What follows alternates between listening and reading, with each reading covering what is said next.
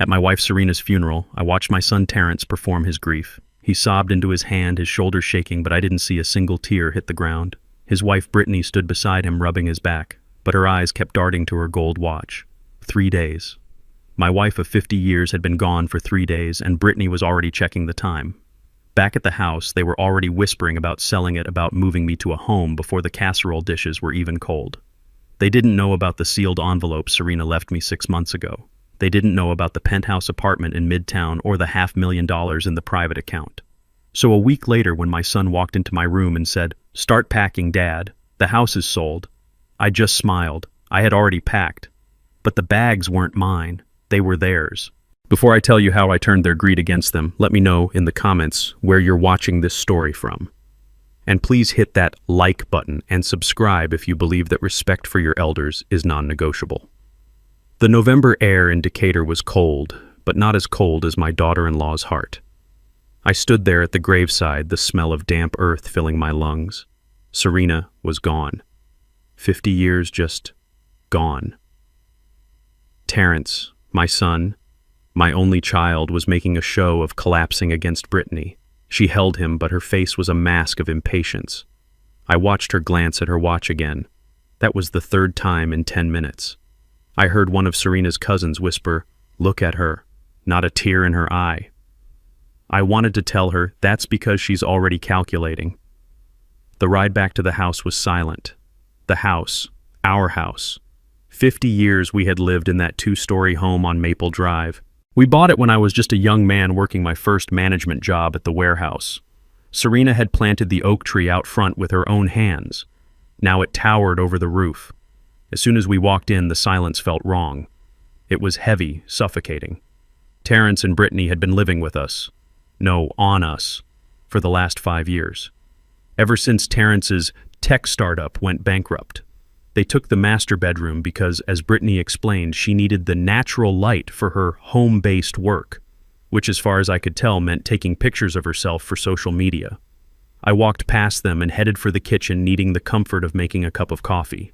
I stopped. I could hear them whispering from the dining room. "Did you ask him yet?" Brittany's voice was sharp like broken glass. "Not now, baby," Terrence mumbled. "It's not the right time. My mom just—" "It's the perfect time, Terrence," she hissed. "He's emotional. He's vulnerable. We need to know what's happening with the house." I heard Terrence sigh. It was the sound of a man who had given up long ago. "Just give it a week. Please, just 1 week. Let's just show a little respect." Respect? The word sounded foreign coming from his mouth. I didn't let them know I heard. I made my coffee and went to my room, or rather the guest room, which had become my room when they moved in.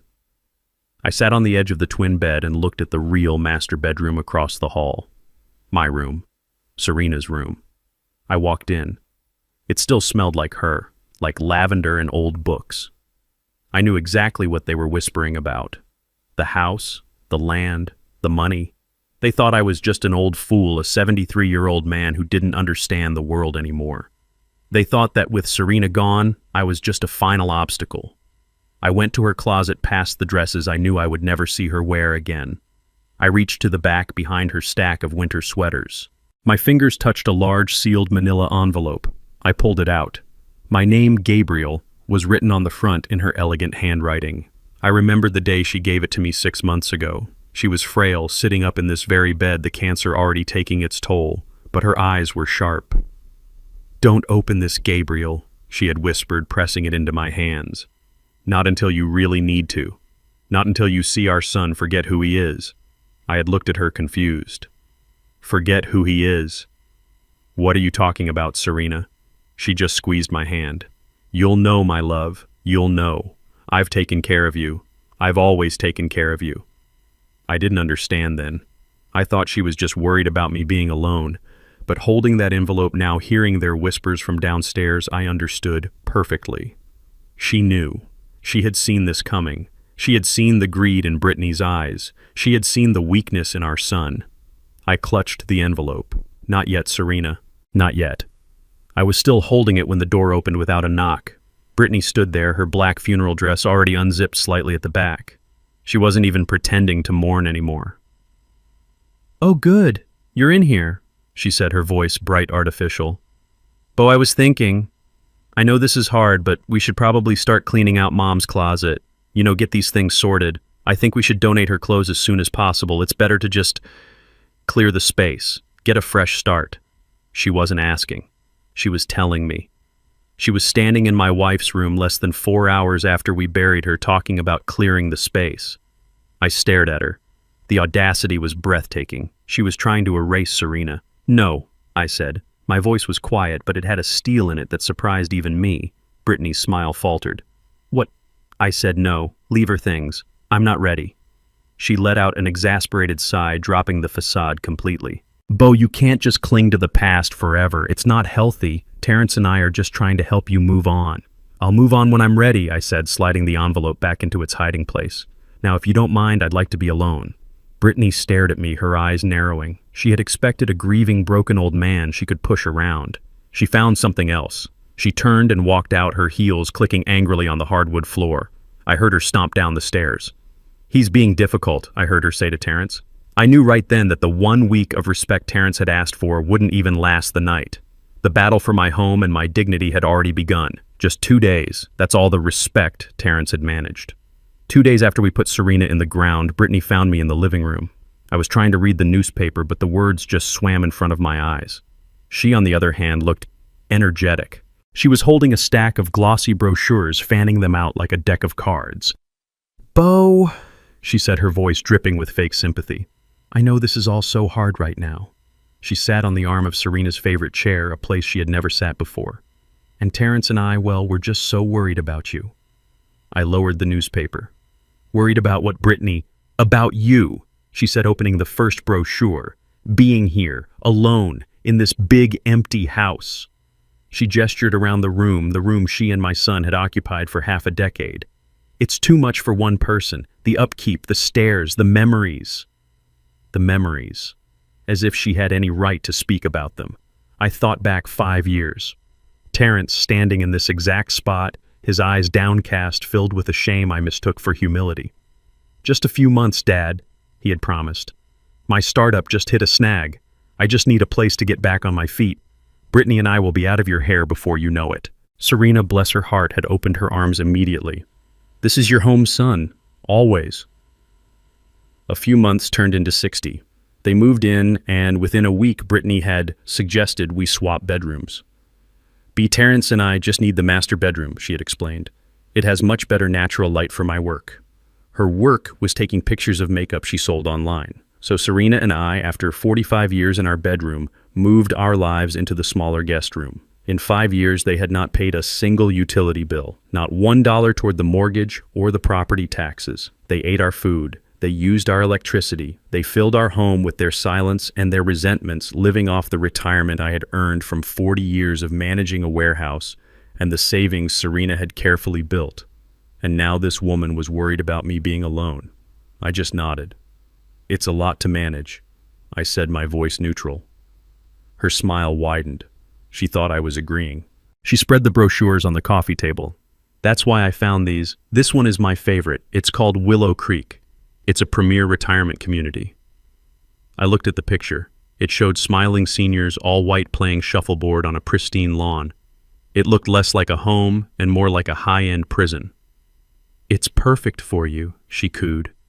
It's completely secure. They have gated entry. They have gourmet meals, social activities, and a 24/7 nursing staff on call. I looked up from the brochure and met her eyes. I'm 73 years old, Brittany. I'm not sick. I don't need a 24/7 nurse. The fake sympathy evaporated from her face instantly. Her patience, always thin, snapped. Well, we need it, she said, her voice becoming hard. It will give us peace of mind, and honestly, Terrence and I need our own space. We've put our lives on hold for 5 years.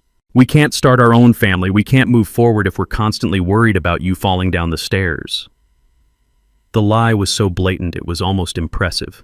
They couldn't start their lives, as if my 73-year-old presence was the only thing stopping them. I folded my newspaper slowly. I placed it on my lap. I looked at her, the stranger who lived in my house, who had slept in my wife's bed, who was now trying to ship me off to a holding pen so she could cash in. So what you're saying, I said, my voice quiet, is that you and Terrence want to sell this house. Brittany's eyes narrowed. The mask was completely off. She wasn't asking me. She was telling me.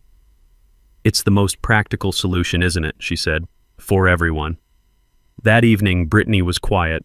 She served the lasagna she'd heated up from a box and didn't look at me. She had failed. Now it was Terrence's turn. He waited until she was in their room, her reality TV shows blaring through the door. He came and sat across from me at the kitchen table. He put on his sincere face, the one he always used when he wanted something. Dad. He started leaning forward, trying to look earnest. Listen, about earlier today. I know Brittany. She comes on a little strong. She doesn't mean it badly. She's just practical. She worries. I just looked at him over the rim of my coffee cup, waiting. She's right about one thing, though. He continued, lowering his voice. We are worried about you. This is a big house, and, well, selling it just makes sense. He picked up the Willow Creek brochure she had left on the counter, tapping the glossy picture of the smiling seniors. This place is top-notch. It would all be taken care of. Your meals, your security. You wouldn't have to worry about a thing. He paused, then played his main card. And the money from the house.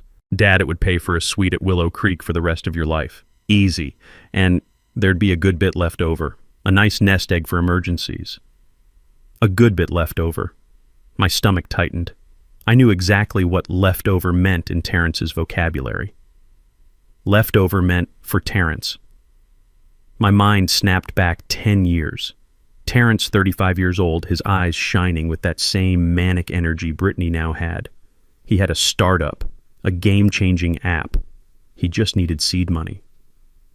Dad, I'm on the verge of something huge, he'd said, pacing this very kitchen. I just need $50,000. I can't ask Mom, she wouldn't understand the tech, but you do. You've managed logistics. This is just digital logistics. I was a fool. I was proud. My son, the entrepreneur. I was just a warehouse manager. What did I know about tech? I pulled $50,000 out of my 401k. $50,000 of 40 years of sweat of cold mornings on the loading dock of aching backs. I never told Serena. I couldn't. I lied to her about the account, told her the market had dipped.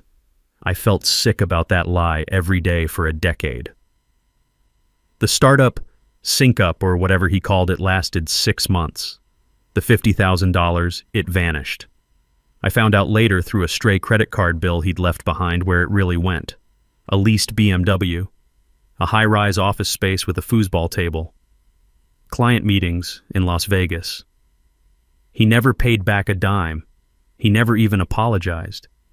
He just failed, quietly, and moved on.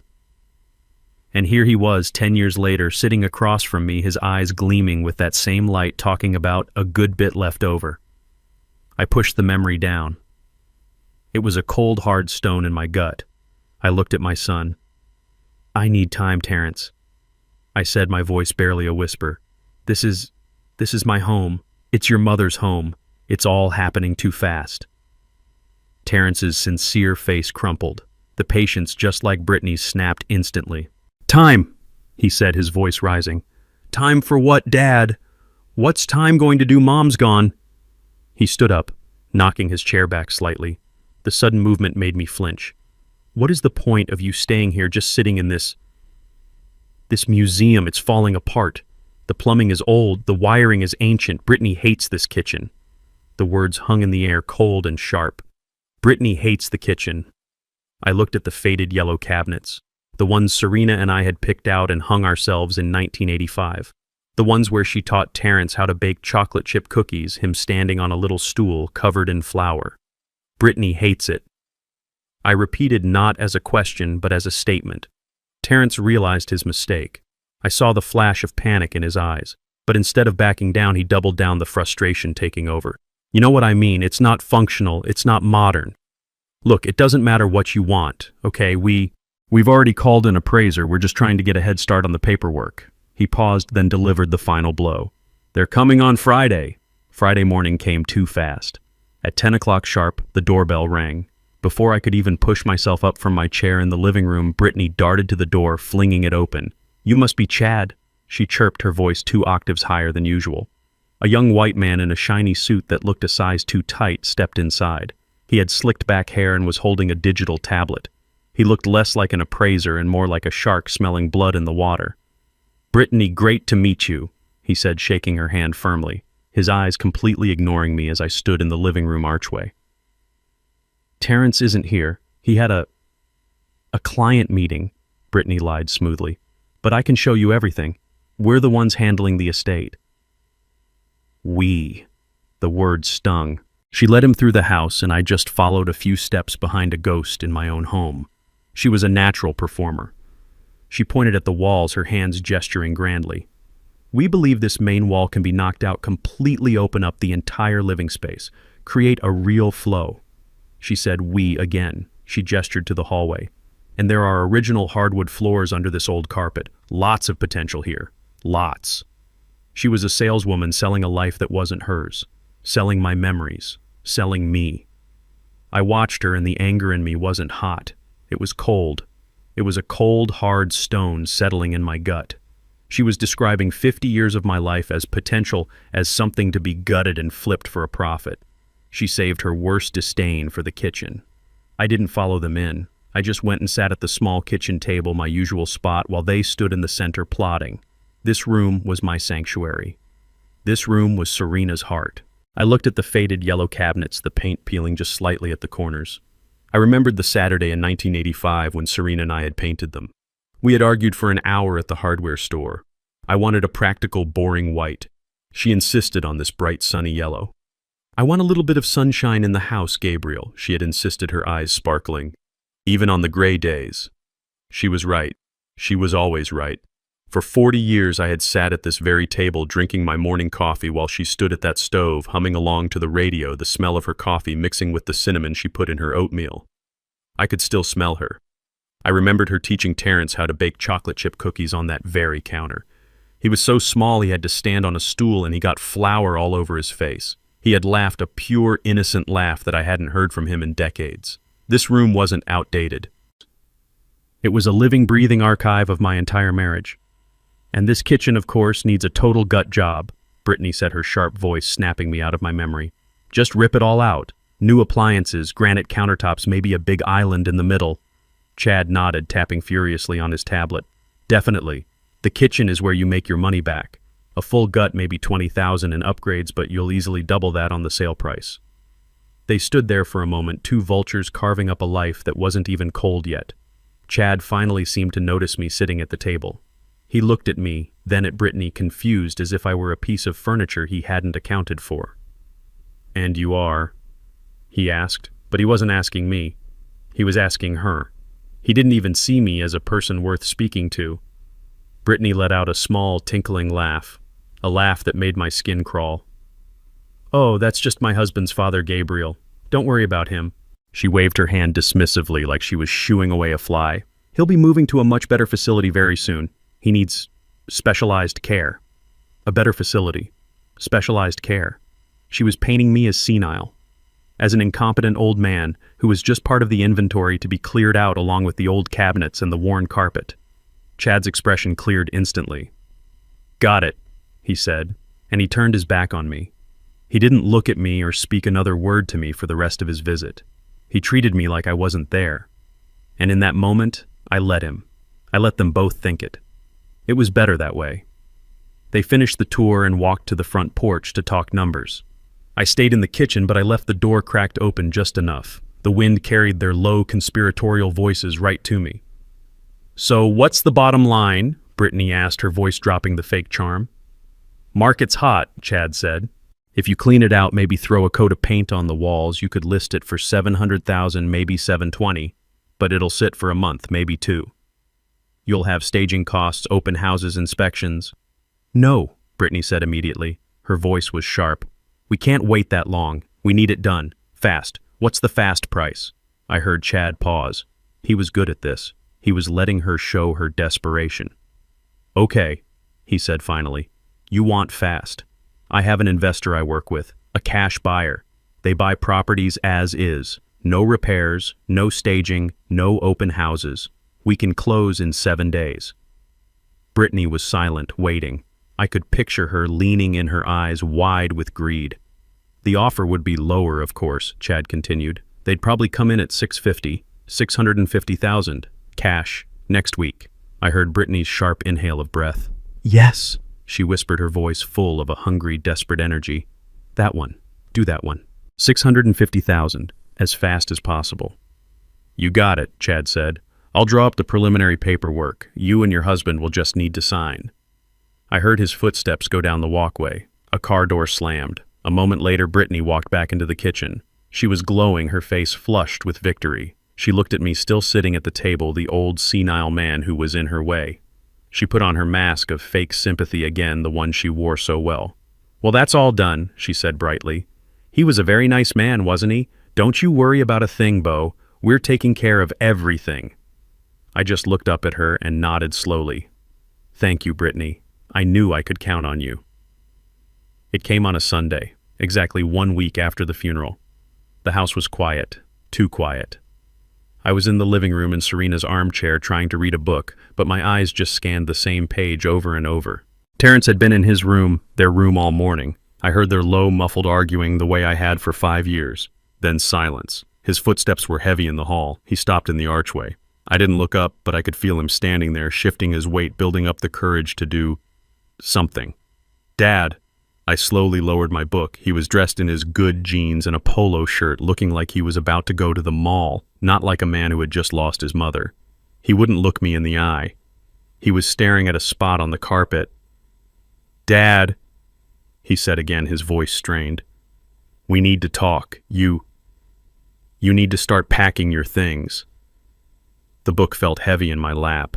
The air in the room suddenly felt thin. I kept my voice perfectly level. Is that so? Why is that, son? He finally looked at me, a quick darting glance, then back to the floor. Look, it's done okay, Brittany and I. We accepted an offer on the house. There it was. Not a request. Not a discussion. A declaration. He said it so fast, like ripping off a Band-Aid. The house is sold. He said, the words coming faster now, gaining momentum. The appraiser, Chad, he found a cash buyer, an investment company. They offered $660,000. 660, Dad. That's 10 grand more than he even thought we'd get. It's a fantastic deal. I just stared at him. He was trying to smile to sell this to me as a victory. They want to close fast, he continued, shoving his hands into his pockets. 30 days. They're paying cash, so there's no mortgage holdup. It's a clean break, Dad. It's what's best. He stood there waiting for my reaction, waiting for me to cry or yell or maybe just nod obediently like the senile old man they thought I was. But I said nothing. My mind went blank, and then it flooded. 50 years. I had carried Serena over this threshold, a young bride in a second-hand dress, laughing in my arms. 50 years. I looked at the spot on the hardwood floor where I had taught Terrence to take his first steps, his tiny hand gripping my finger. I remembered dancing with Serena in this very room on our 40th anniversary, swaying to an old Sam Cooke record, her head resting on my chest. I remembered bringing her home from the hospital for the last time, setting her up in the armchair I was sitting in now so she could look out the window at the oak tree she'd planted. She had taken her last breath in this house, in our bedroom. The bedroom my son and his wife had taken from us while she was still alive. 50 years of graduations, Christmases, arguments, and laughter. 50 years of life.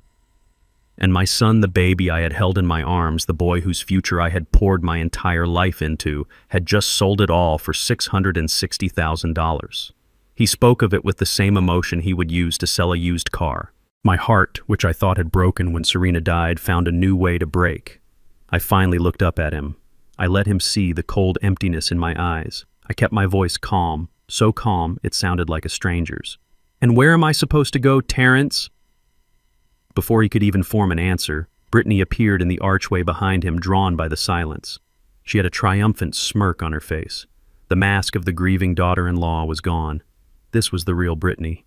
We already took care of that, Beau, she said, her voice like honey covering poison.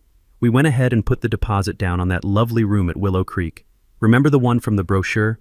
She stepped forward. Her arms crossed the victor, claiming her spoils. They're holding it for you. Your first month is all paid for. You'll love it there.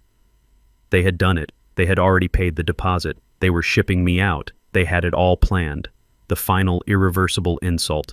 And in that moment, as I looked at their two greedy, expectant faces, I felt something shift. The grief didn't disappear, but the cold, hard stone of anger in my gut crystallized. It became clear. This was the moment Serena had warned me about. This was the moment my son had truly forgotten who he was. It was time. I smiled. A small, thin smile that didn't reach my eyes. It must have terrified them because they both took a small step back. "Well," I said, my voice still quiet. "That's very efficient of you. Thank you for handling everything." Terrence and Brittany exchanged a look of pure surprised relief. They had expected a fight. They got this. "Oh," Terrence stammered. "Good. That's great, Dad. So you understand. You're okay with this." I slowly pushed myself up from Serena's chair. "Oh, I understand everything, son," I said. "And you're right. We need to get moving." I looked around the room at the life they were so eager to erase. "In fact, I've already packed." A look of genuine shock passed over Terrence's face. You have... "That's wonderful, Beau," Brittany gushed. "See, you are ready to move on. Where are your bags?" I met her gaze. "Yes, I'm ready," I said. "And the bags are all packed and ready to go, but the bags I packed, they aren't mine." I looked past her toward the master bedroom they occupied. "They're yours." Brittany's eyes went wide, then narrowed into slits of pure fury. "What the hell are you rambling about?" she snapped.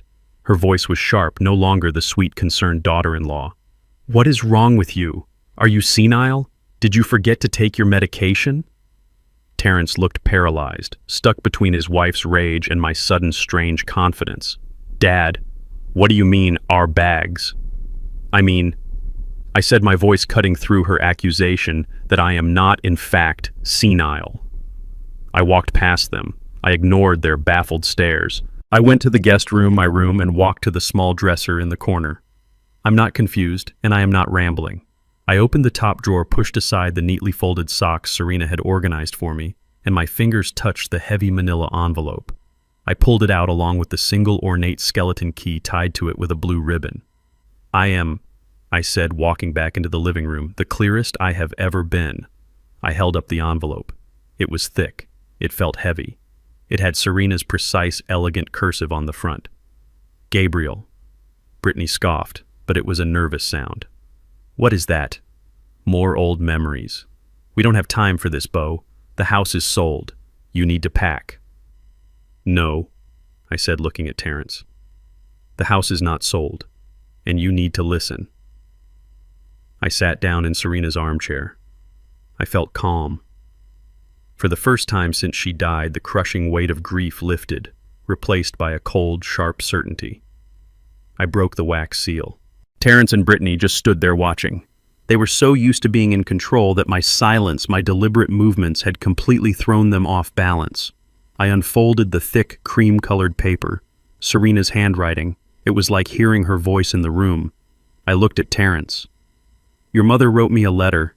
She asked me to read it when this exact moment happened." I began to read aloud. "My dearest Gabriel, my love, if you are reading this, it means I am gone, and it means our son Terrence has done exactly what I was afraid he would do." Terrence flinched as if he'd been struck. I continued reading. "I love our boy Gabriel. I love him more than life, but I am not blind. I know you see his heart, but I see his weakness. He is a good man, but he is weak. He follows. He doesn't lead. He is easily swayed by bright, shiny things." I paused and looked at Brittany. Her face had gone pale, her lips pressed into a thin white line. I kept reading. "And I know his wife. I know Brittany. She is not weak. She is hungry. She is ambitious. And she is greedy. She does not love our son Gabriel. She loves what she thinks our son will give her. And with me gone, she sees you as the only thing standing in her way." "How dare she?" Brittany finally exploded. "How dare that old woman—" "Be quiet," Terrence roared. It wasn't a defense of me. It was the terrified sound of a man who realized the game was changing. He stared at the letter in my hand, his eyes wide with dread. "What else does it say, Dad?" His voice was a whisper. I looked back down at the letter. "She knew Terrence," I said softly, looking at him over the paper. "She knew everything, even the things I tried to hide from her." I read the next lines. Gabriel, I know you gave him the money, the $50,000 10 years ago from your 401k, the money you saved for us. Terrence stopped breathing. He looked at me, his face a mask of disbelief. He never ever thought I would have told her. I hadn't. I never told her. I said to him, my voice thick. She just knew. She saw the withdrawal slip in your coat pocket when you left it here. She checked our accounts. She knew you had taken it, and she never said a word to me or to you. She just protected us both. She protected me from the truth and you from the consequences. But she did do something, I said. She started to plan. I read the final devastating paragraph of the letter. That day, Gabriel, 10 years ago, I took half of our remaining assets. I contacted our old friend, Mr. Henderson, and I created an irrevocable trust, the Serena Johnson Family Trust. A trust? Brittany's voice was barely audible. What does that mean? What trust? I folded the letter. I looked at Terrence. I looked at Brittany. The appraiser. The cash offer. The 30-day notice. Their whole pathetic, greedy plan. It means son. I said, my voice clear and final, that 10 years ago your mother quietly and legally transferred the deed of this house into that trust. I let the words sink in. Terrence just stared. Brittany was shaking her head, not understanding. I laid it out for her.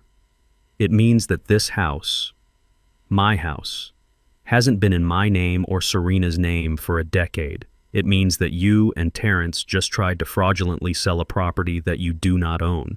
It belongs to the trust. Brittany's face turned an ugly shade of red. But Terrence is the son. He inherits the trust. I looked at the envelope one last time. No, I said, pulling out the final document. He doesn't. Your mother was smart, Terrence. She knew this day would come. I held up the trust document. The trust owns the house, and the trust names only one person as the sole trustee, the sole manager, and the sole beneficiary. I paused, letting them hang on that last thread. Me. Brittany stared at me for a long second. Her pale face went blank, then purple with rage. And then she laughed. It wasn't a real laugh. It was a sharp, high-pitched shriek that clawed at the air in the silent room. A trust, she screeched. You, the trustee. That is the most pathetic, desperate lie I have ever heard. She turned to Terrence, who was frozen, his face the color of ash. Do you hear him, Terrence? He's completely lost it. He's senile. This is exactly what we were talking about. She stepped toward me, jabbing a finger in my face. You think you're clever, old man? We sold the house. We have a contract. We have a buyer. It's a done deal. Terrence's name is on the deed right alongside Serena's. We checked. I didn't flinch. I just looked at her, this small, furious woman who had stormed into my home and tried to tear it down. I let her finish her tantrum. Is that what you checked, Brittany? I asked, my voice dangerously quiet. Did you check the county records, or did you just look at the mailbox? She stopped, confused. What? What are you talking about? Terrence's name is on the utility bills, I said, enunciating every word. And the cable subscription, it has been for 5 years ever since he moved in and you both decided you were the heads of the household. But it has not been on the property deed, the legal title, for over a decade. Her face began to tremble. The confidence was cracking. You're lying. You're a lying, senile old fool. Am I said. I reached into my shirt pocket. You see, unlike you, Brittany, I don't just make things up. I come prepared. I pulled out my cell phone. It was an older model, a simple smartphone, not the fancy new model she and Terrence bought themselves every 6 months. I tapped the screen. A number was already dialed. You remember my wife's old friend, Mr. Henderson, don't you, Terrence? I asked my son. The lawyer, the one who handled your startups and corporation papers before you ran it into the ground. The one who came to Serena's funeral. Terrence swallowed his eyes wide with a new kind of terror. He recognized the name. He's a very good lawyer, I said. Very thorough. He's been the legal counsel for the Serena Johnson Trust for 10 years, and he's been waiting for my call. I hit the speakerphone button. The ringing cut through the room once, twice. Gabriel? A deep, powerful voice answered immediately. I was hoping you'd call. Is everything all right? Everything is just fine, Mr. Henderson, I said, my eyes locked on Terrence and Brittany. I just have a few people here who seem to be confused about the ownership of this property. I was hoping you could clarify things for them. Brittany's mouth opened, but no sound came out. I'd be delighted, the voice on the phone said, crisp and professional. Good morning, Mr. Johnson. Good morning, Ms. Brittany. He knew their names. The color drained from Brittany's face. My name is Alan Henderson. The voice continued, slow and deliberate, like a judge reading a verdict. I am the acting attorney for the Serena Johnson Irrevocable Trust established 10 years ago. I can confirm as of this morning that the property at 1240 Maple Drive, Decatur, Georgia is held solely and entirely by said trust. He paused, letting the legal weight of his words fill the room. To be perfectly clear for the record, Mr. Terrence Johnson has absolutely no ownership stake in this property. He holds no title. He has no legal authority to list, mortgage, or sell this asset. Any attempt to do so is null, void, and fraudulent. Fraudulent. That was the word that broke them. Brittany grabbed Terrence's arm, her nails digging into his sleeve. But the contract, she shrieked, her voice cracking. We signed a contract. The buyer, we accepted the offer. Ah, yes, the contract, Mr. Henderson said. His voice was laced with ice. You mean the fraudulent document you and your husband signed misrepresenting yourselves as the legal owners? The one you were planning to use to steal $660,000? Terrence finally found his voice, but it was a weak, strangled whisper. We didn't. It was a mistake. We thought. You thought you were dealing with a confused old man. Mr. Henderson cut him off. But you weren't. You were dealing with his late wife's legal team. We've been monitoring this situation for some time. But the appraiser, Brittany stammered, desperation in her eyes. Chad, he said the sale was fine. Ah, yes, Mr. Chad, Henderson said. The cash buyer specialist. He was very cooperative. Once we explained the legal penalties for conspiring to commit felony real estate fraud, he provided us with a very detailed affidavit of your conversations, Brittany, including your explicit request to sell it fast and get the old man out. Terrence stumbled back, hitting the wall. He looked at me, his eyes wide, the full, terrible truth dawning on him. The appraiser, the cash buyer, the easy sale. It was all cooperative, he whispered. Chad, he was working with you. I just looked at my son, the boy I had raised, the man who had tried to steal my life from under me. Terrence, I said, keeping my voice calm, who do you think sent Chad to you in the first place? I did more than just send him son. Terrence's head snapped up. What does that mean? That cash buyer. I continued, my voice steady. The one who offered $660,000. The one you and Brittany were so desperate to sell to the one you celebrated for being so fast. I let the silence hang in the room, heavy and thick. Brittany was vibrating with a rage. She couldn't yet unleash her mind, clearly spinning, trying to find a way out of the corner she was in. You've been wondering who they are, I asked. You've been celebrating this mysterious investment company that saved you both. They just stared. It's a company called G&S Holdings, I said. Terrence frowned. G&S, I've never heard of them. I know you haven't, I said. You never paid much attention to your mother's hobbies. Brittany's eyes darted between me and Terrence. What does his mother have to do with this? Everything, I said. G stands for Gabriel. S stands for Serena. The air left the room. Terrence looked like I had physically struck him. Brittany's manicured hand flew to her mouth. That's right, son, I said, leaning forward. G&S Holdings is the investment company your mother founded 20 years ago. The one she ran quietly from her sewing room while you thought she was just an old woman doing cross-stitch, while you... I looked at Brittany, thought she was just a simple, naive woman. She wasn't just my wife, Terrence. She was the smartest person I ever knew.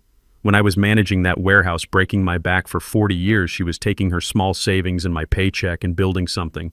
She bought a duplex in '95, sold it, bought a small apartment building in 2003. She learned the market. She learned how to leverage, how to create corporations, how to protect her assets. I let the truth settle on them, a weight they couldn't possibly have imagined. She saw this coming, Brittany, I said, my voice dropping. She saw you coming from the day Terrence brought you home. She saw the hunger in your eyes. She saw how you looked at our things. And that's when she created the trust. And that's when she put all her assets, including G&S Holdings, under its protection. Protection from you. I looked at Terrence, who was shaking his head, trying to deny what he was hearing. The company that made the cash offer to buy this house was me. It was my money run by my lawyer through my company. I was the buyer all along. Terrence made a sound, a low, choking gasp. He stumbled backward and his legs just gave out. He collapsed onto the floor, sitting heavily against the wall where he used to measure his height as a boy. He put his head in his hands. You set us up," he whispered, his voice cracking. You knew everything. You let us. You watched us." "Yes," I said. "You let us sell you your own house." He finally shouted, the full humiliating absurdity of it crashing down on him. "You trapped us." I stood over him. The old senile man was gone. "No, son," I said, and my voice was as hard and cold as steel. "I didn't trap you. I gave you the rope. I gave you 660,000 feet of rope. And I watched. I watched you weave the noose, I watched you test the knot, and I watched you gleefully kick the stool out from under yourselves." I looked at the mess. He was this 45-year-old man, my son, crying on the floor of the house he tried to steal. "I just let you." Terrence was broken. He was just sobbing. I don't understand. But Brittany was different.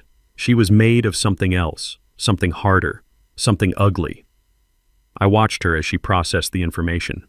Terrence was a lost cause, a crying child. But her mind was already moving. I saw the calculation return to her eyes. The shock was fading, replaced by a new, desperate strategy. She stood up straight. She smoothed down her expensive-looking jeans, the ones Serena and I had probably paid for. "Fine," she spat. Her voice was shaking, but it was full of venom. "Fine, you win. The house is yours. This disgusting, old, falling-apart house is all yours. Congratulations, old man. You and your trust." She looked at me, her face twisted. "I don't care. We don't need this house." She grabbed Terrence by the arm, trying to haul him to his feet. "Get up, Terrence. Get up." She looked back at me, her eyes burning with a new fire. "This isn't over. You think you're so smart? You think she was so smart? This house might be in your trust. But Terrence is still her son. He's still your son. There's a will, Gabriel. You can't write him out of the will. We'll see what the rest of the estate says. We'll get our share. You can't stop us from getting the rest of the money." "Oh, you're right, Brittany," I said. My voice was steady. "You are absolutely right. There is a will." Serena was nothing if not thorough. Terrence, who was still slumped on the floor, looked up. His face was blotchy and tear-streaked, but now a new desperate hope flickered in his eyes. He was still her son.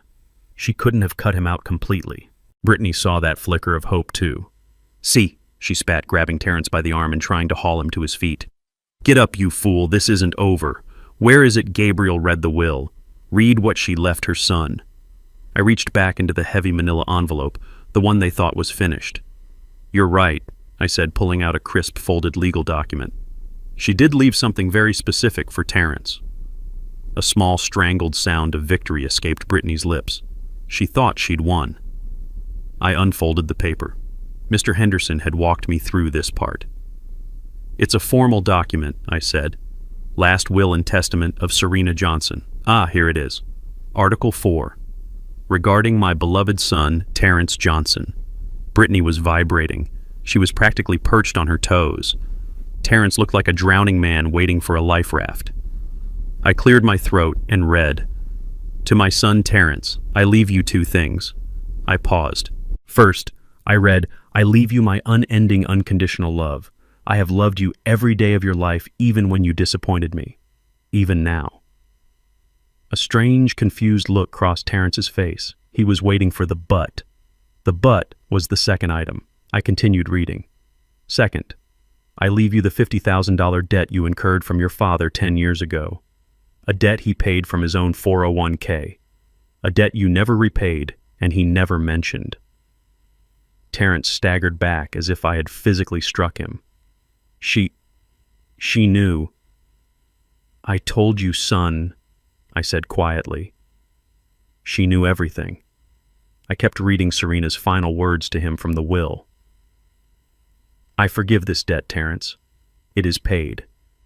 But I leave it to you as a reminder of the cost of your choices and the depth of your father's quiet sacrifice.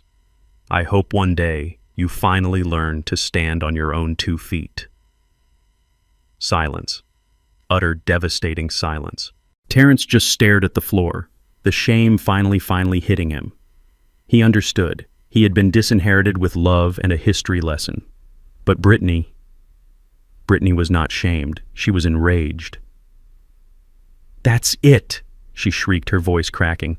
Love and a forgiven debt. That's all. After everything, that evil, that spiteful old woman. She was pacing now, a caged animal, her mind racing. She left her son nothing. She left us nothing. Oh, I wouldn't say that.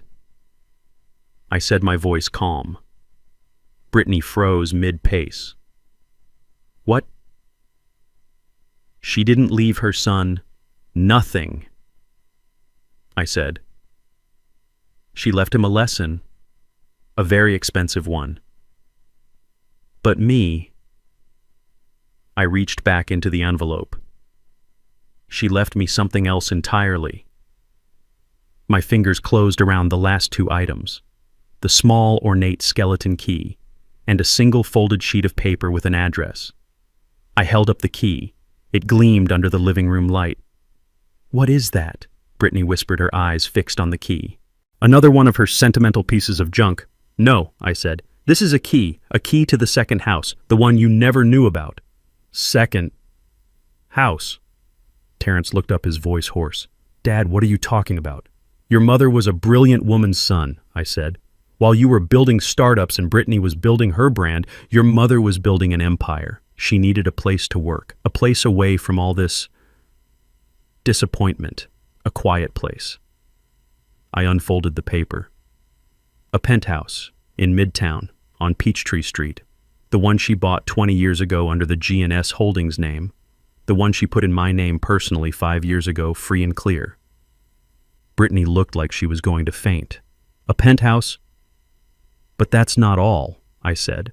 I pulled the last item from the envelope. It was a simple folded bank statement. A penthouse is a lot of upkeep. She knew I was a simple man, so she left me this. I unfolded the statement and held it up so they could both see the final balance. $500,422.16 in a private account, in my name, an account I never touched.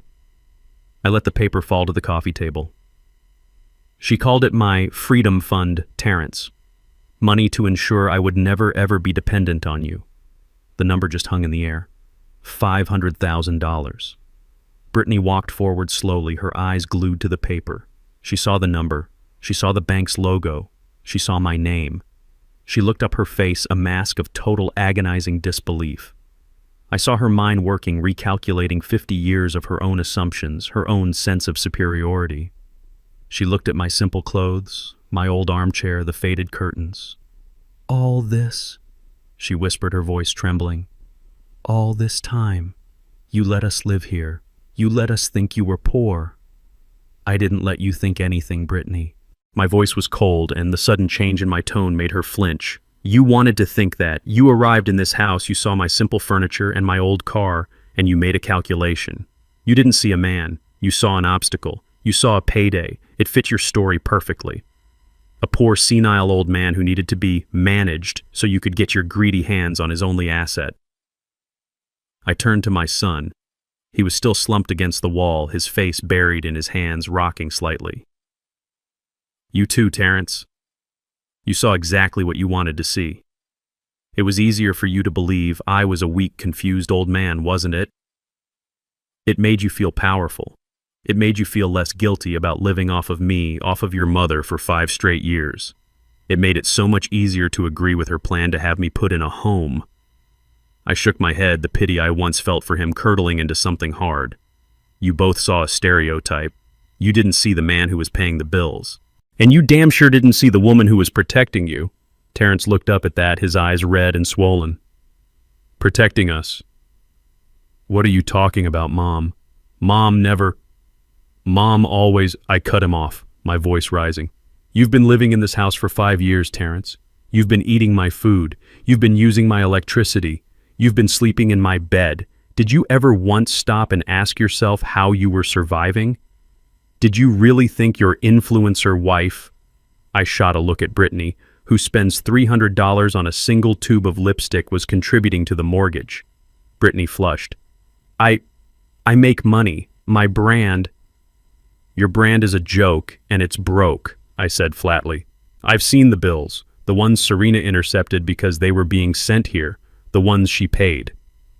I looked back at my son, who seemed to shrink under my gaze. You thought you were just scraping by. You thought you were unlucky. Let me tell you the truth of the last 5 years, son. Let me tell you what your mother, the spiteful old woman Brittany just cursed, actually did for you. I walked over to the old oak desk in the corner, Serena's desk, where she kept her household ledgers. I pulled one out. It was all there in her perfect, neat script. Do you remember 3 years ago, Terrence? I asked him. When Brittany accidentally maxed out 3 different credit cards in her maiden name, the ones you didn't even know about. A $10,000 debt that just vanished. You thought she'd returned all the designer bags. You believed her lie. Terrence looked at Brittany.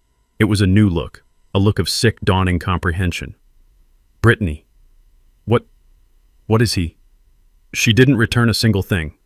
I said, my voice like gravel. Your mother paid it.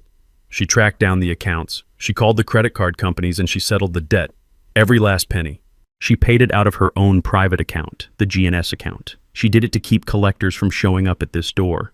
She did it to keep your name from being dragged through the mud. I flipped a page in the ledger. And how about that car, son, the one Brittany just had to have? The little white convertible. The one you said you got a great lease deal on. The lease you fell 6 months behind on. Who do you think paid the $3,800 in back payments to keep the bank from repossessing it? It wasn't you.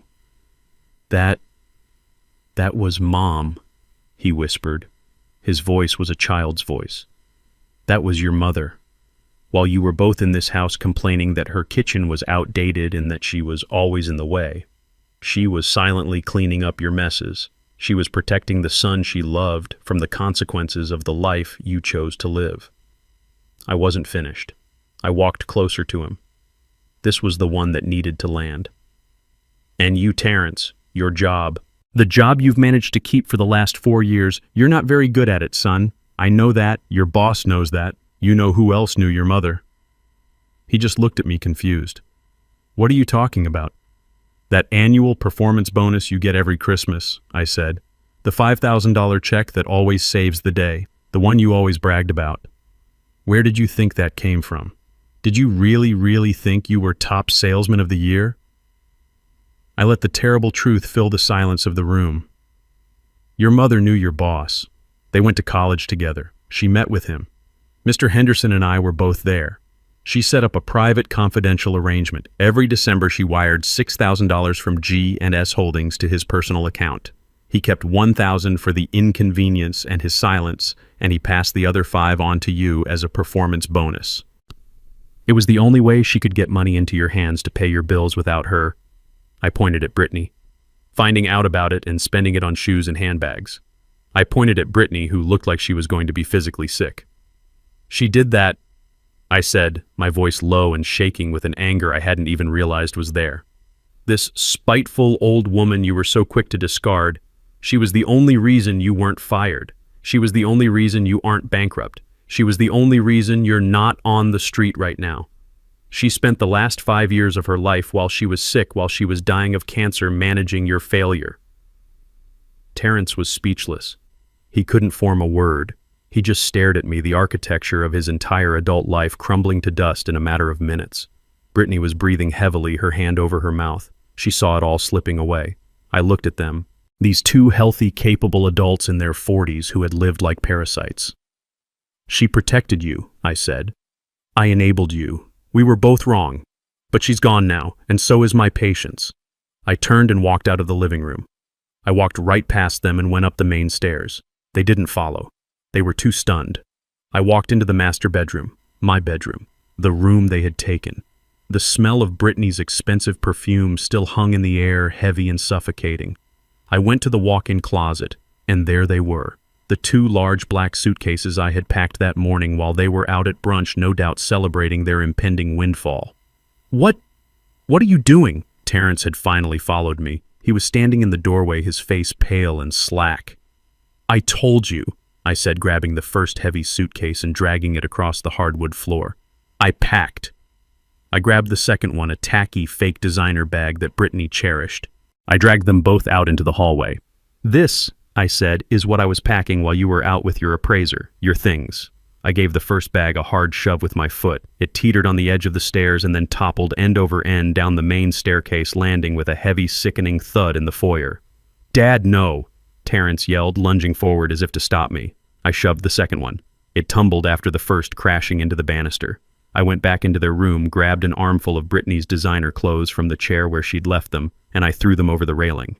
They drifted down like colorful, expensive ghosts, landing in a pile on top of the suitcases. "You can't do this," Terrence shouted, finally finding some energy. He grabbed my arm. "You can't just throw us out. This is my house. I live here." He grabbed my arm. His fingers dug into my bicep hard. "You can't do this. This is my house. I live here." For a second, I saw the face of the spoiled child I had created, the child Serena had tried to protect. The anger in his eyes was real, but underneath it was the blind panic of an entitled boy who had just been told no for the very first time. I looked down at his hand on my arm. Then I looked back up at his face. "Get your hand off me, son," I said. My voice was so cold, so quiet, it scared him more than if I had shouted. He let go, stumbling back. "This is not your house," I said, walking past him down the stairs toward the foyer. "You were a guest here, a 5-year guest, and your stay is over." Brittany was standing at the bottom of the stairs next to the pile of her expensive, ugly clothes. She looked like a trapped animal. You can't," she stammered. "We have rights. We're residents. You can't just throw us out." "I'm not throwing you out, Brittany," I said as I reached the foyer. "I'm having you removed." "And who's going to make us?" she sneered, finding a last scrap of defiance. You old fool, you going to pick us up and throw us out yourself?" "No," I said. "I'm not." I reached for the handle of the front door. "But they will." I pulled the door open. Standing on my front porch, calm and professional, were 2 police officers from the Decatur PD. A younger officer, a woman, and an older, hardened-looking man. They weren't here by accident. Mr. Henderson wasn't just a lawyer. He was a strategist. He had anticipated this. He had called them 30 minutes ago, explaining that the legal owner of the property might need assistance removing trespassers who had been previously advised of their status. Brittany froze. All the color, all the rage drained from her face, leaving only a pasty, sick-looking white. Terrence, standing at the top of the stairs, just gaped. The older officer, his name tag read Miller, looked past me at the pile of suitcases and clothes in the foyer. He looked at Brittany, then at Terrence on the stairs. He turned back to me. "Mr. Gabriel Johnson," he asked, his voice polite but firm. "I am," I said. "Thank you for coming, officers. I seem to be having a situation." "So, we understand," Miller said. He stepped just inside the doorway. "We received a call from an attorney, Mr. Alan Henderson, regarding a civil matter. He advised us that you are the sole trustee and legal owner of this property." "That's correct," I said. "And these 2 individuals," I gestured to Terrence and Brittany, "are refusing to leave the premises." Officer Miller nodded. He turned his full attention to Brittany. "Ma'am, is this true? Have you been asked to leave by the homeowner?" Brittany found her voice, and she chose to lie. "No, this is a family misunderstanding. He's my husband's father. He's senile. He's confused. He doesn't know what he's saying." The officer's face didn't change. He was used to this. "Ma'am, we have already verified the legal ownership of 1240 Maple Drive with Mr. Henderson, who provided the trust documentation to our precinct. Mr. Gabriel Johnson is the sole legal authority here. If he asks you to leave, you must leave." "But," Brittany was desperate. "We live here. We've lived here for 5 years. You can't just kick us out. It's illegal." "Actually, ma'am," the younger officer spoke up, her voice sharp. "Under Georgia law, without a lease, you are considered tenants at will. Now that the legal owner has given you verbal notice to vacate, you must vacate immediately. If you refuse, it becomes criminal trespassing." "This is ridiculous," Brittany shrieked. "I'm not leaving Terrence. Tell them this is your house." But Terrence didn't say anything. He was just slowly walking down the stairs, one heavy step at a time, his eyes empty, defeated. He had lost. He knew it. The commotion Brittany's shrieking was drawing attention. I saw my neighbor, Mrs. Gable, peer out from behind her curtains. Across the street, Mr. Dyson, who was always washing his car on Sundays, stopped and watched. This was the public humiliation Serena had wanted to spare them, but they had chosen it. They had earned it. "Officer," I said, my voice clear and loud enough for the neighbors to hear, "it's worse than just trespassing. These two individuals just admitted to me and to my lawyer on speakerphone that they attempted to fraudulently sell this property. They signed a contract with a buyer pretending to be the owners." Officer Miller's eyes sharpened. He looked at Terrence. "Is that true, sir?" Terrence just stared at the floor. He tricked us," Brittany stammered, pointing a shaking finger at me. He set us up.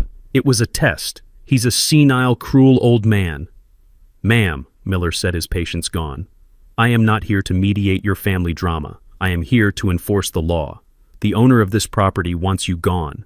You will take your bags, which appear to be packed for you, and you will leave the premises now." He put his hand on his utility belt. He didn't threaten. He didn't have to. The authority was absolute. Brittany looked around, her eyes wild, searching for a weapon, an escape route, anything. She saw Mrs. Gable watching. She saw Mr. Dyson shaking his head in disgust.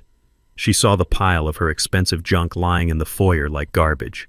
She had lost. She had lost the house, she had lost the money, and now she was losing her dignity in front of the entire neighborhood. Terrence walked past her without a word. He bent down and picked up one of his suitcases. He didn't look at her. He didn't look at me. He just walked out the front door and dropped the bag on the lawn.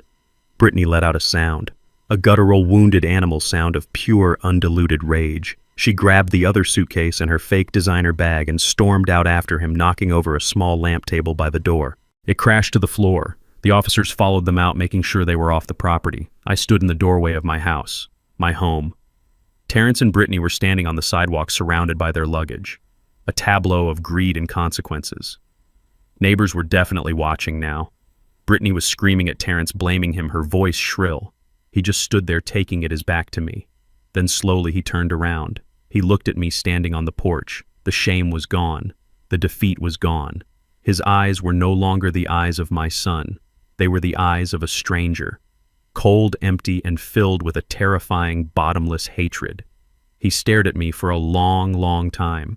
Then he said, his voice quiet, but carrying clearly across the lawn, "You'll regret this." I met his gaze. "You'll die alone in that house," he whispered. "I swear to God, you will regret this." He said I would regret it.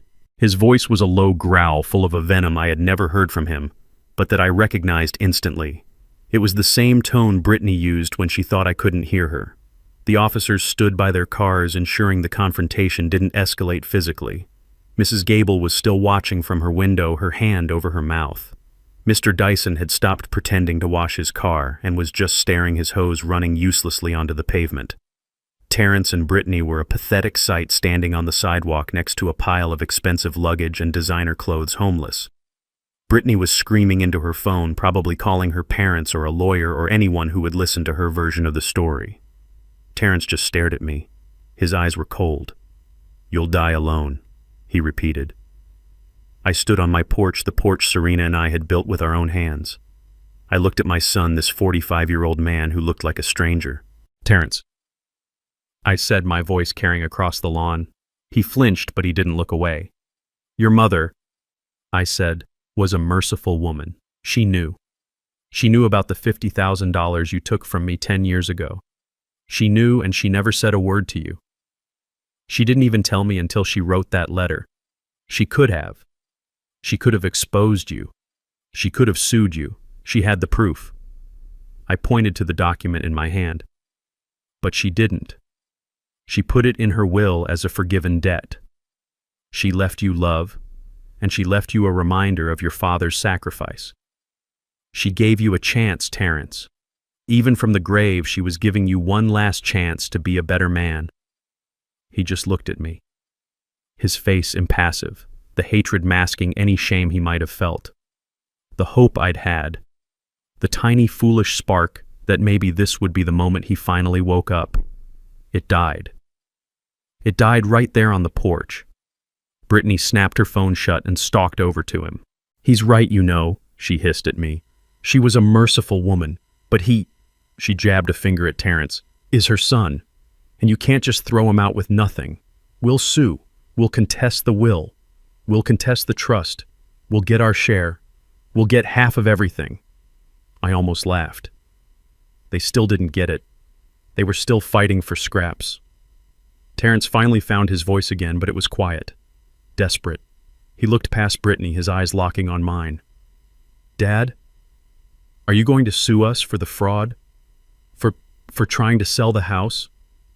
He was terrified. Not of me, not of what he'd done. He was terrified of jail. I saw Brittany's head snap toward him, her eyes wide. She hadn't even considered that part, the criminal part.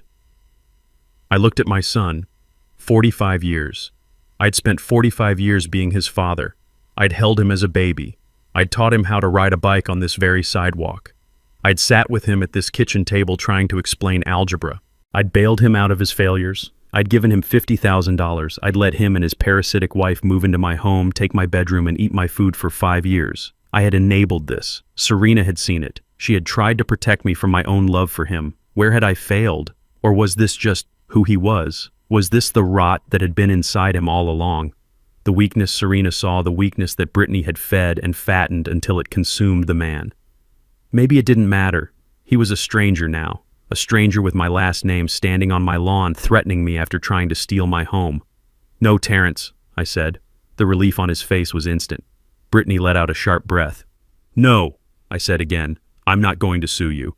I'm not going to press criminal charges for the fraud. I'm not going to have you put in jail."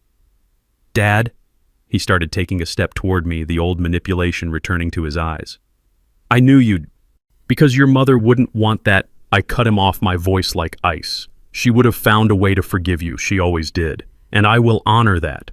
I will not be the man who sends his only son to prison." I let him absorb that. I let him feel that flicker of victory. "But," I said, and that one word stopped him cold. "I am going to do the one thing I should have done 5 years ago. The one thing I should have done 10 years ago when you came to me with your hand out and your eyes full of lies about a startup." He just stared, waiting. "I'm going to let you go, son." "What does that mean?" he asked, his voice small. "It means I'm done. I'm done cleaning up your messes. I'm done paying your debts. I'm done pretending your wife isn't a leech. I'm done giving you bonuses you didn't earn. I'm done being your safety net. You're 45 years old. You want to be a man. Go be one. You want to sell something. Go find something you actually own." I looked at the two of them standing there on the sidewalk, surrounded by their pathetic pile of designer junk. "You're on your own." I turned my back on them. I walked back into my house. I didn't look back when Brittany started screaming again. I didn't look back when I heard Terrence call my name, his voice no longer full of hatred, but of a new dawning absolute terror. I walked into the foyer past the toppled lamp and I closed the heavy oak door. I turned the deadbolt. The click echoed in the suddenly wonderfully silent house. The house was silent. For the first time in 5 years, I couldn't hear the muffled sound of Brittany's television shows through the wall. I couldn't hear Terrence's loud, complaining voice on the phone in the hallway. I couldn't feel the heavy, oppressive weight of their resentment, their impatience, their constant, silent wanting. The silence was vast. It filled the rooms. I stood there in the foyer for a long time, just breathing it in. I heard the police car start up and pull away from the curb. I heard Mrs. Gable's blinds snap shut. The show was over. I didn't sleep in the small guest room that night. I walked up the stairs, my hand on the banister Terrence had slid down as a boy. I went into the master bedroom. My bedroom. It smelled like Brittany's expensive chemical perfume. I walked to the windows, the ones Serena had always opened first thing in the morning, and I pushed them wide open, letting the cold November air flood the room, letting it chase out the last 5 years of their presence. I stripped the high thread count sheets that Brittany had bought no doubt with Serena's secret money and threw them in a pile in the hallway. I found an old clean set of Serena's linens in the back of the closet. They smelled like her, like lavender and quiet. I slept in my own bed for the first time since they had moved in. I woke up before the sun, a habit from 40 years on the warehouse floor. The house was still. I went to the kitchen Brittany hated. I made my coffee strong and black, just how I liked it. I sat at the small table, and the faded yellow cabinets, Serena's sunshine, greeted me like old friends. I drank the first cup, and the knot of anger in my chest began to loosen. I drank a second, and I felt something I hadn't felt in a very long time. I felt resolved. At 9 o'clock, I picked up my phone. I dialed Alan Henderson. He answered on the first ring. "Gabriel, are you all right?" The officers filed their report. They confirmed the trespassers were removed. "I'm fine, Alan," I said. My voice sounded clearer than it had in years. "Thank you. Everything is quiet." "Good," he said, his voice warm but all business. "What is the next step, my friend?" I looked around the room. I saw the scuff mark on the wall where Terrence always kicked off his shoes. I saw the small dark stain on the carpet where Brittany had spilled a glass of red wine 2 years ago and had just left it. "The next step," I said, "is to sell the house. This house. The one on Maple Drive." There was a respectful pause on the other end. "Gabriel, are you certain that's 50 years of your life?" "I'm certain, Alan," I said. "It's not my home anymore, it's just a house. And it's tainted. Sell it. Sell it as fast as you can. Put it on the market today. I don't care about the price. Just get it done." "Very well," Henderson said. "And the proceeds, as the trustee, you direct where they go." I had thought about this all night, lying in that big empty bed. I knew exactly what she would have wanted. "All of it, Alan. Every last penny. I want it donated. I want you to create a new fund. Call it the Serena Johnson Cancer Fund. I want you to give it to the hospital. The Winship Institute at Emory. The one where she was treated." And this time the silence was longer. When he finally spoke, his voice was thick. "Gabriel, that's the entire value of the house. That's over $700,000. "I know exactly how much it is," I said, "and I know exactly where it's not going. That's what I want." "I'll draw up the paperwork immediately," he said. "It's a noble gesture, Gabriel." "It's not a gesture," I replied. "It's a cleansing." I hung up the phone. A noble gesture. He didn't understand. It was justice. Serena had spent the last 2 years of her life in and out of that hospital wing. I knew every nurse on that floor. I knew the smell of the antiseptic, the squeak of the chemo cartwheels. I had sat in those awful, uncomfortable vinyl chairs for hundreds of hours, holding her hand while the poison dripped into her veins, praying it would work. I had been there for every single treatment, every single one. Where was Terrence? Where was Brittany? I remembered one day, a Tuesday, when Serena was having a bad round. She was weak, pale, and so scared. "Could you call Terrence?" she had whispered to me. I'd like to see my son." I had stepped into the hallway. I called him. He was at home in my house, less than 20 minutes away. "Oh, Dad, I can't today," he had said, his voice impatient. "Brittany has a huge brand launch. She needs me here to help with the photos. We're just swamped. Can you just tell Mom I love her? We'll try to swing by this weekend." A brand launch. For makeup. He never came that weekend. They went to a new brunch spot instead. Brittany posted pictures of it. Mimosas and avocado toast. In the 2 years Serena was sick, they visited her in the hospital exactly twice. Once at the very beginning when they brought wilting flowers and stayed for 10 minutes. The second time was at the very end when the doctors told us it was time. They came, they looked uncomfortable, and they left before she even passed. Too busy, they always said. Too busy living in the house she owned. Too busy eating the food she'd paid for. Too busy waiting for her to die so they could sell the kitchen she loved. So yes, let the house be sold. Let every penny Terrence and Brittany thought they were inheriting go to the place that had actually cared for Serena. Let it buy a new infusion chair. Let it pay for a nurse's salary. Let it fund the research that might save another woman's husband. Let this house in its death finally do the good my son never would. I stood up from the kitchen table. The house was empty now, truly empty. The purpose of the house was gone. I walked through the rooms one last time. 50 years. It was hard. It was harder than I expected. I saw the pencil marks on the doorframe in the hallway where I had marked Terrence's height. T, 1985, T, 1986. I saw the worn spot on the carpet where Serena's armchair used to be before I moved it to the guest room for her. I touched the frame of the front door. This was my life. How could I just sell it?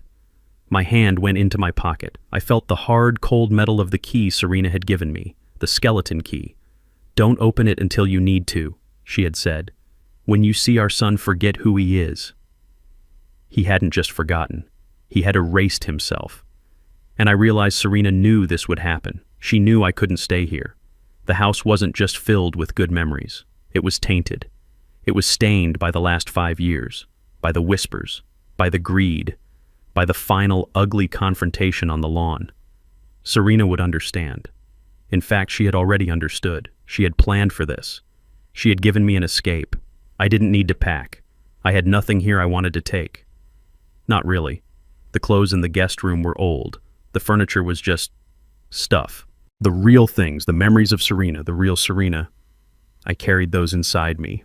I went to the closet, grabbed the one small duffel bag I owned, and put in my toothbrush, my medication, and the sealed manila envelope from Serena, the one that still held the bank statement and the penthouse address. I took one last look around the living room. I saw the small lamp table Brittany had knocked over. It was still lying on the floor, its leg broken. I left it there. I walked out the front door and pulled it shut. I didn't lock it. It wasn't my problem anymore. I called a car service on my phone. When the black sedan pulled up, the driver got out to help me with my bag. "Just this one, sir?"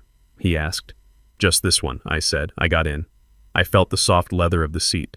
It felt like the future. The driver got in. "Where to, sir?" I pulled the small slip of paper from the envelope. The address in Midtown. "It's time," I whispered to myself.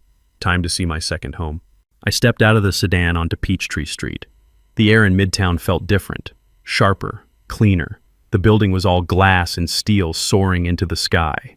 The doorman, a young man in a crisp uniform, nodded at me. He didn't see an old man. He saw a resident. The elevator was silent and fast. It opened directly into the apartment.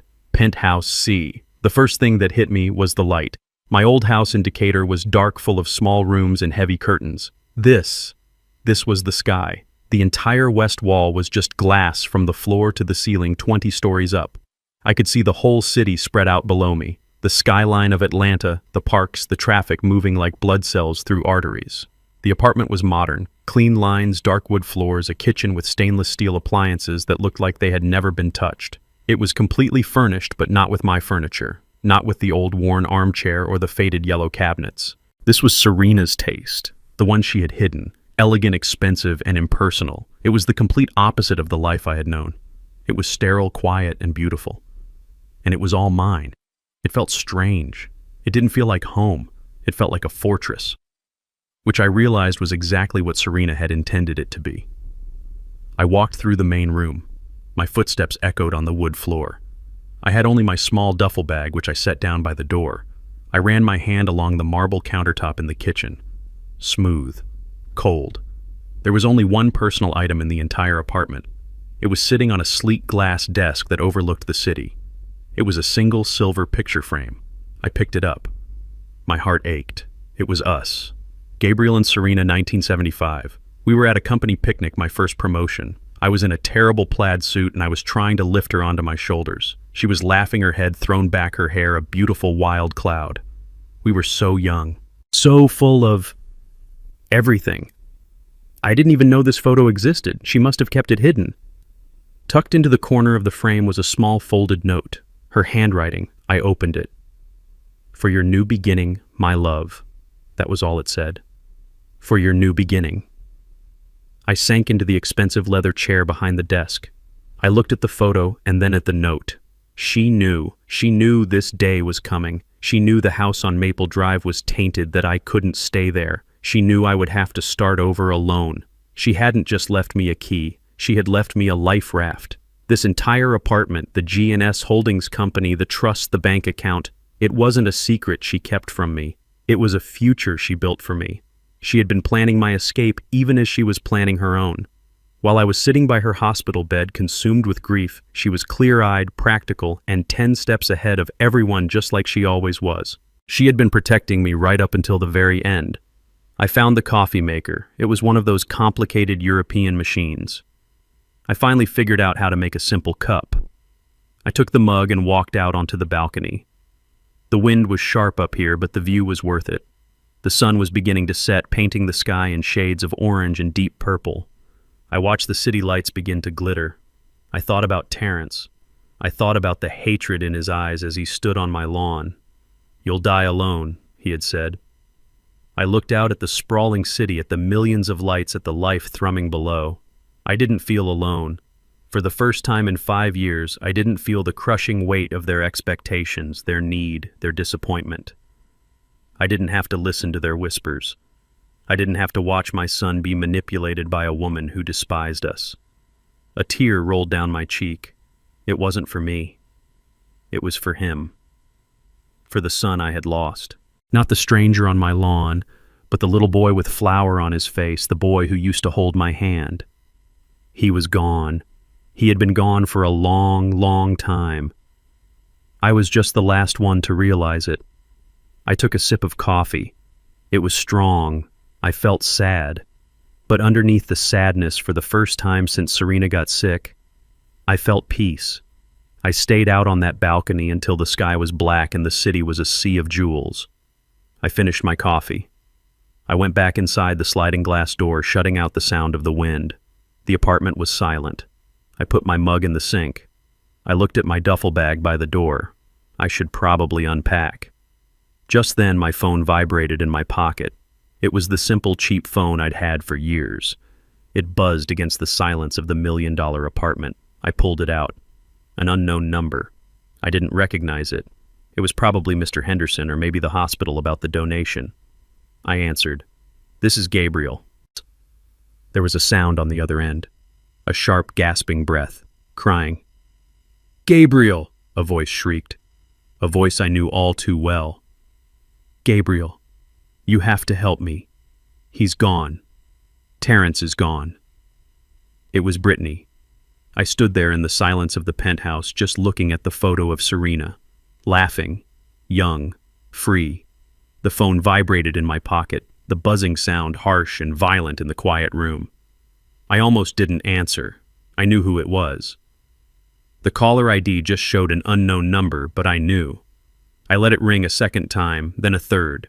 Finally, I picked it up and hit the speaker button. I didn't want that voice close to my ear. I just laid the phone on the cold glass desk. "This is Gabriel," I said. A sound came through the speaker, a choked, wet, gasping sound, a sob. "Gabriel." It was Brittany. But this was not the voice I knew. The sharp, demanding, arrogant voice that had told me to clear the space at my wife's funeral was gone. The cold, triumphant voice that had told me my room was ready at the old folks' home was gone. This was the voice of pure, undiluted panic. She wasn't calling me Beau anymore. "Gabriel, please," she sobbed, the words tumbling out. "You have to help me, please. I'm so sorry. I'm so sorry, Gabriel. I was blind. I didn't know." I just listened. I looked out the window at the city lights. "It was Terrence," she wailed. "It was all him. He told me the house was ours. He told me the trust was just a formality. He said you wanted to move, that you were just being stubborn. He manipulated me. He twisted everything. I was just trying to be a good wife. I was just trying to support my husband. I never would have agreed if I had known the truth. I swear, Gabriel, I was blind." She was good. She was very, very good. Even in her desperation, her first instinct was to lie. To throw my son under the bus so fast it would give you whiplash. This was the woman who had stood in my kitchen, her eyes gleaming, telling me how to sell my memories. This was the woman who had smirked at me from the porch as she told Chad the appraiser to sell it fast. I let her cry for a few more seconds, letting the silence from my end amplify her panic. She finally stopped, breathless. "Gabriel, please, say something." I leaned forward closer to the phone. "Brittany," I said. My voice was calm, and the sudden quiet on my end made her stop her fake sobbing instantly. "I just have one question for you." What is it?" she whispered. "Anything.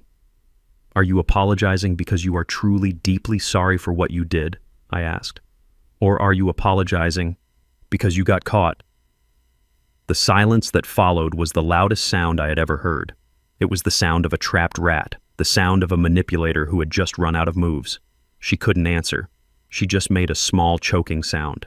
"I thought so," I said, my voice flat.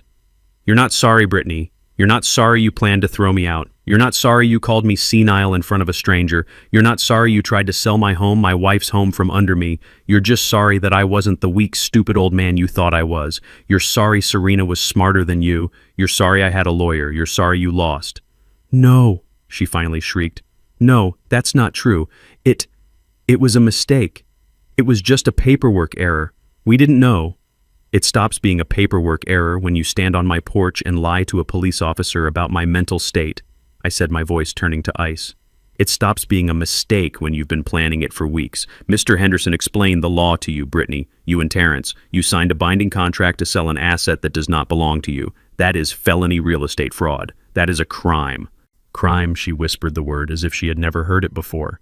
Conspiracy to commit fraud. I continued ticking off the list. And that's just the house. That doesn't even touch on the potential mail fraud, wire fraud, all the things Mr. Henderson is currently looking into regarding G&S Holdings. No. "What happens now?" she whimpered. "The police. They just left. They took our names." "Gabriel, what did you do?" "Me," I asked. "I didn't do anything. You did. You are an accomplice, Brittany, and you are facing serious legal charges."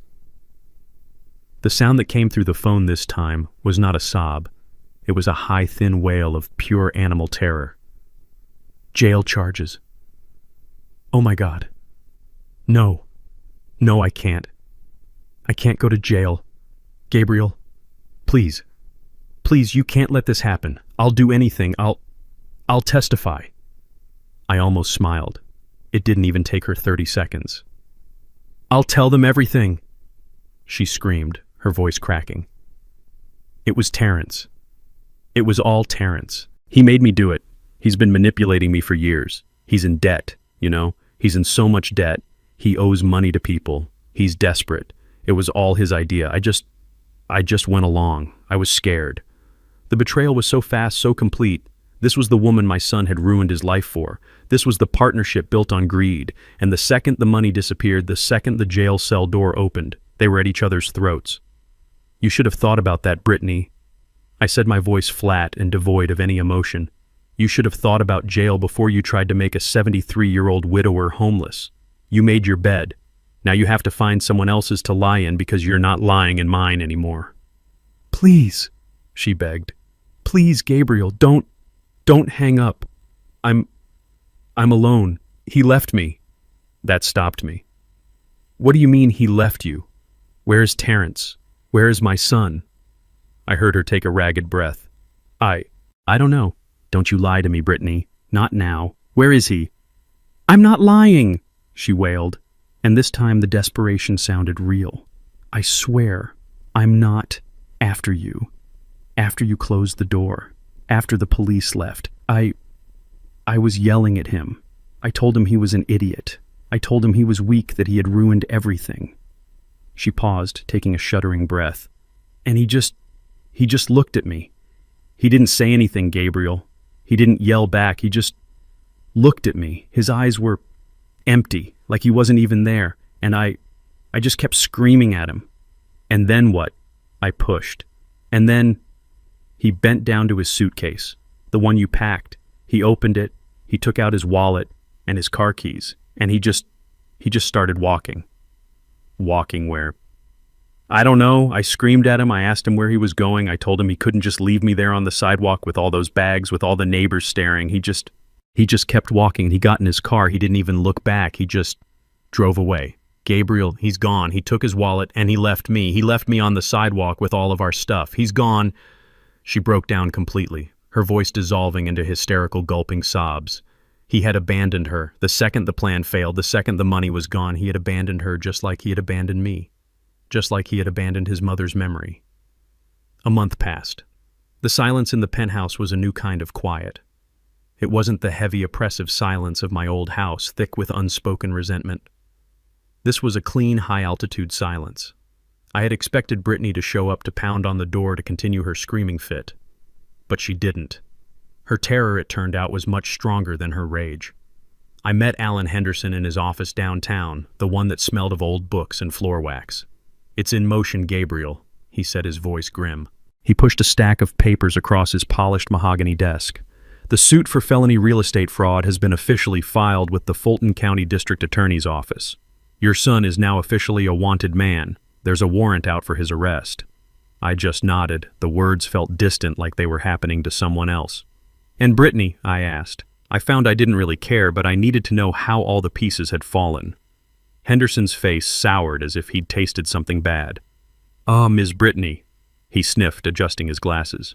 "She was remarkably cooperative, as you predicted. The moment my paralegal presented her with the evidence, the recorded conversations with Chad, the appraiser, the conspiracy charges, her role as a knowing accomplice, she folded." He let out a small, disgusted sigh. "She sang like a canary, Gabriel. She threw Terrence under the bus so fast it was almost impressive. It was all his idea. He was desperate. He was in debt. He manipulated her. A truly virtuosic performance. So what happens to her?" "She's agreed to testify against Terrence should he ever be apprehended," Henderson said. "In exchange for her full and complete cooperation, the DA is offering her a plea deal. 5 years probation, 500 hours of community service, and full, though symbolic, restitution for her part in the fraud. She won't see the inside of a cell." "And Terrence?" I asked. The name felt strange in my mouth. "Vanished," Henderson said simply. "His car was found abandoned at a Greyhound bus station in Macon. He used his last few dollars in cash and disappeared. He's a fugitive, Gabriel, a 45-year-old man with no money, no home, and a warrant for his arrest." I thought about that. My son. A fugitive. I should have felt something. Anger, sadness, a deep, profound grief. I didn't. I just felt nothing. A deep, cold emptiness where a father's love used to be. He had made his choice. I went back to the penthouse. I stood at the floor-to-ceiling window looking out over the city. Life was moving on thousands of feet below me, all those people going to work, meeting for lunch, living their lives. I walked to the sleek glass desk where Serena's note and photo still sat. The bank statement was lying next to it. $500,422.16. Serena's Freedom Fund. I had looked at that number every day for a month. What was I supposed to do with it? Buy a new car? I didn't need one. Travel the world? I didn't want to. I just wanted my wife back. I wanted the son I used to know back, the little boy with flour on his face. But I couldn't have either of those things. I thought about Serena. I thought about those last 2 years at the Winship Institute, the constant quiet beeping of the infusion pumps, the smell of antiseptic that I could never get out of my clothes. I remembered the nurses, how gentle they were with her, how they'd cried with me when she finally let go. I remembered sitting in those awful rock-hard vinyl chairs for hundreds of hours, holding her hand, watching the poison drip into her veins, praying it would work. I had been there for every single treatment, and I remembered calling Terrence, calling him from the hospital hallway. "Son, your mother is having a bad round. She's asking for you. Can you just come?" "Oh, Dad, I can't today," he had said, his voice impatient. "Brittany has a huge brand launch. She needs me here to help with the photos. We're just swamped. Can you just tell Mom I love her? We'll try to swing by this weekend." He never came. They went to a new brunch spot instead. Brittany posted pictures of it. I picked up the phone. I dialed Alan Henderson. "Alan," I said, "it's me again. That money. The 500,000. "Yes, Gabriel," he said. "Have you decided what you want to do with it? We can move it into a high-yield investment, set up a new trust for—" "No," I interrupted. "I don't want to invest it. I want to give it away." There was a long silence on his end. "Gabriel." "All of it, Alan," I continued. "I want you to call the hospital, the Winship Institute at Emory. I want to donate every last penny. I want them to build a new wing or a new research lab or just buy new chairs for the families. Comfortable chairs, not those awful vinyl ones." I looked at Serena's laughing face in the photo. "I want them to call it the Serena Johnson Oncology Wing or the Serena Johnson Patient Comfort Fund. Whatever they want. But her name, I want her name to be on it. I want her name to stand for healing, for comfort, not for this, not for what our son did. Henderson was quiet for a long time. When he finally spoke, his voice was thick. Gabriel, that is. Gabriel. Now, that is the most fitting tribute I can imagine. I will make the call this afternoon. It will be an honor. I hung up the phone. I looked back out the window. I didn't need that money. I was 73 years old. My warehouse pension was more than enough to live on. This beautiful empty apartment was paid for free and clear thanks to Serena. The money wasn't for me. I finally understood what she meant by freedom fund. It wasn't freedom to buy things, it was freedom to act, freedom to make choices, freedom to right wrongs. Serena hadn't left me that money to spend. She had left it for me to use. She had watched Terrence and Brittany's greed grow like a sickness. She had watched it eat away at our son, hollow him out. She knew what they were, and she knew that after she was gone, they would come for me. They would come for the house. This money. This was her final move, her final checkmate.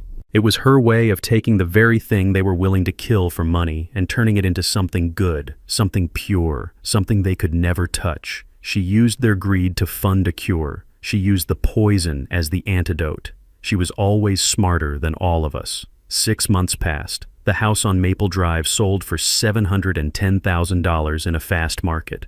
Alan handled everything. The donation was made. I attended a small private ceremony at the hospital. They unveiled a beautiful brass plaque, the Serena Johnson Patient Comfort Wing, in loving memory of a woman whose foresight and generosity will bring peace to families for years to come.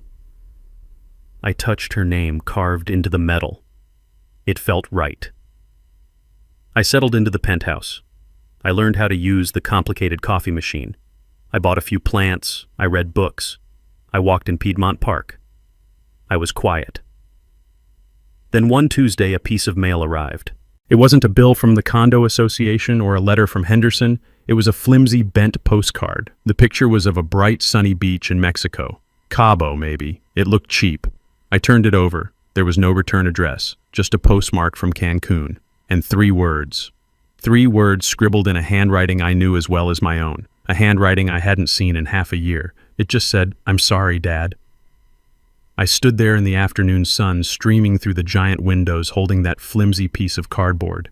Terrence. He was out there, alive, apologetic, or maybe just feeling sorry for himself. It didn't matter. I looked at the card for a long time. I thought about the little boy with flour on his face. I thought about the man with hatred in his eyes on my lawn. I thought about this ghost in Mexico. I didn't cry. I didn't feel anger. I just felt finished. I walked over to the sleek modern desk. I opened a drawer. I placed the postcard inside next to the framed photo of me and Serena back when we were young and laughing. I closed the drawer. I turned and looked out the window. The Atlanta skyline stretched out before me, bright and clear. I had lost a son, but in the process I had finally found myself. Serena knew. She had always known. I took a sip of my coffee. And for the first time in my entire life, I felt completely, perfectly, and devastatingly free. Here is the lesson we can learn from my story. This story teaches us the terrible price of enabling. For years, I thought I was protecting my son by shielding him from his failures, but I was only feeding his weakness and his wife's greed. They mistook my kindness for weakness and my simple life for poverty. They never stopped to ask who was really paying their bills. They learned too late that true strength, like my wife Serena's, often operates in silence. Never underestimate the quiet ones. They are the ones who see everything, and they are the ones who are always prepared. Have you ever been underestimated by your own family? Share your story with me in the comments below.